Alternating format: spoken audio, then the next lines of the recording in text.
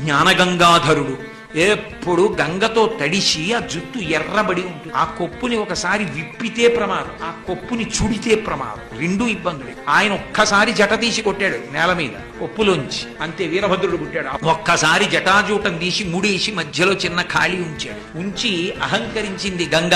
ఆ పడుతున్న గంగని గమనించాడు. అహంకారంతో వస్తోంది, పడు నీ సంగతి చూస్తానన్నాడు. సంవత్సరముల పాటు పడుతూనే చుక్క నీరు కింద పడ కట్టేశాడు జటాజూటం. అలా కట్టేస్తే రావణాసురుడు దాన్ని దర్శనం చేశాడు. జటాటవీగలజ్జల ప్రవాహ పావిత స్థలే గడేవలం జలంబితం భుజంగతుంగమాలికం ఢమఢమఢమఢమన్ నినాదమడ్డవర్వయం చకార చండ తండవం తనోతున శివ శివం జటాకటాహ సంభ్రమ భ్రమన్నిలింప నిర్ఝరీ విలోల వీచి వల్లరి విరాజమానముద్ధని అని ఆయన తాండవం చేస్తున్నప్పుడు బిందె పెట్టుకుని తిరిగితే నీళ్లు ఎలా తిరుగుతాయో జటాజూటంలో నీళ్లు అలా తిరుగుతూ ఉంటాయి.